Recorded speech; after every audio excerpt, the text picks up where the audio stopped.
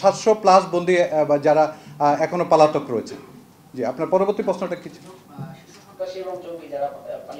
জি জি জি এর মধ্যে আসলে একদম সুনির্দিষ্টভাবে আপনাকে বলতে পারছি না, বাট টোটাল সব মিলিয়ে শীর্ষ সন্ত্রাসী অথবা যদি আপনার যদি আসলে ডেফিনেশনটা অনেক ক্ষেত্রে মিলবে না, তা আমাদের যে ডিফাইন অনুসারে শীর্ষ সন্ত্রাসী 11 জন মুক্তি পেয়েছেন, জঙ্গিদের মুক্তি পেয়েছেন অ্যারাউন্ড বিভিন্নভাবে 222 জনের মতো।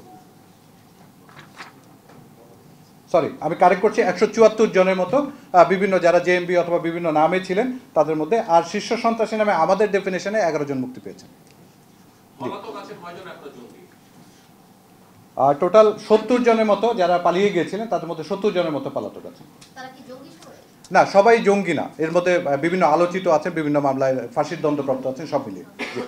আমরা প্রতিটি যে ঘটনাগুলো ঘটেছে আমাদের বিভিন্ন কারাগারে 5ই অগাস্ট পরবর্তী, এগুলো প্রতিটা ঘটনাকে আমরা আলাদাভাবে পর্যালোচনা করেছি, আমরা তদন্ত করেছি। এবং এখানে আমাদের কাছে দুটো জিনিস মনে হয়েছে। একটা হচ্ছে আমাদের অবকাঠামোগত দুর্বলতা ছিল, এবং এবং যেটা হচ্ছে আপনারা জানেন কারাগারগুলো বহির নিরাপত্তা অথবা এক্সটার্নাল থ্রেটের নিরাপত্তার দায়িত্বে আসলে আমাদের আইন শৃঙ্খলা রক্ষাকারী বাহিনী থাকেন। তো ওই ক্ষেত্রে ওই সময় আমাদের আইন শৃঙ্খলা রক্ষাকারী বাহিনীর অনুপস্থিতিজনিত কারণে ঘটনাগুলো আমরা থামাতে পারিনি। এছাড়া আরেকটা বিষয় উঠে আসছে, যেটা হচ্ছে আমাদের কিছু প্রাতিষ্ঠানিক দুর্বলতা অথবা আমাদের রক্ষী এবং ব্যবস্থাপনার কিছু দুর্বলতা আমরা চিহ্নিত করেছি। এই সবগুলো বিষয়ে যেগুলো আমাদের আওতাধীন, ওগুলো প্রতিরোধ করার জন্য আমরা কিছু পদক্ষেপ নিয়েছি। আর অবকাঠামোগত দুর্বলতা যেগুলো পেয়েছি আমরা, এগুলোকে সরকারের কাছে আমরা সুনির্দিষ্ট প্রস্তাবনা তৈরি করে আমরা পাঠাবো, যাতে এগুলো দুর্বলতাগুলো কাটিয়ে উঠে যায়।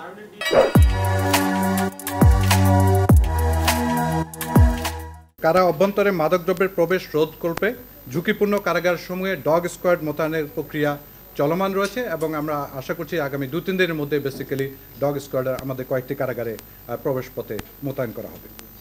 সৎ এবং যোগ্যতা সম্পন্ন অফিসার এবং কারারক্ষীদের তাদের পেশাগত যোগ্যতার ভিত্তিতে কারা দপ্তর, সদর দপ্তর সহ বিভিন্ন গুরুত্বপূর্ণ কারাগারসমূহে তাদেরকে প্রদান করা হচ্ছে। অসাধু কারা কর্মকর্তা কর্মচারীদের বিরুদ্ধে চাকরি হতে অপসারণ, তাৎক্ষণিক বদলি সহ সকল প্রকার বিভাগীয় কার্যক্রম জোরদার করা হয়েছে। এক্ষেত্রে আইনি দুর্বলতার সুযোগে অনেক আমাদের কর্মচারী-কর্মকর্তারা অপরাধমূলক কার্যক্রমে জড়িয়ে যাচ্ছেন বলে আমাদের একটা ধারণা হয়েছে, এবং এ বিষয়ে আমরা তাদের কার্যক্রম নিয়ন্ত্রণের জন্য আইনটাকে সংস্কারের জন্য উদ্যোগ গ্রহণ করেছি।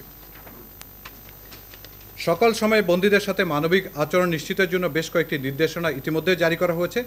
এক্ষেত্রে বন্দীদের প্রাপ্যতা অনুযায়ী খাবার সহ প্রয়োজনীয় সরঞ্জাম সরবরাহ নিশ্চিতের জন্য কঠোর তদারকি অব্যাহত রয়েছে।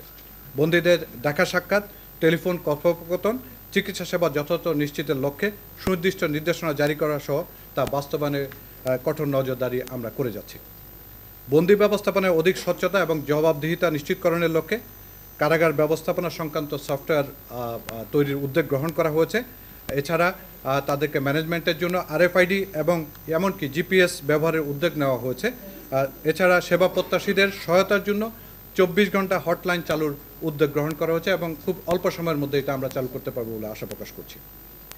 কারাগারকে সংশোধনাগার হিসাবে রূপান্তরের লক্ষ্যে বন্দীদের প্রশিক্ষণ সহ, কারারক্ষীদের প্রশিক্ষণ সহ এবং তাদের উৎপাদনশীলতা বৃদ্ধির লক্ষ্যে নানামুখী পদক্ষেপ গ্রহণ করা হয়েছে।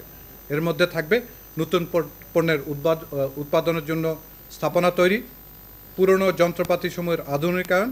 এছাড়া আপনারা জেনে খুশি হবেন যে বিজেএমইর সাথে আমরা একটা MOU সাইন করার উদ্যোগ নিয়েছি, যার মাধ্যমে বিজেএমই আমাদের যেসব জায়গায় কারাগারের স্থাপনা আছে, জায়গা আছে, ওখানে পূর্ণাঙ্গ ম্যানুফ্যাকচারিং লাইন স্থাপন করার আগ্রহ প্রকাশ করেছে।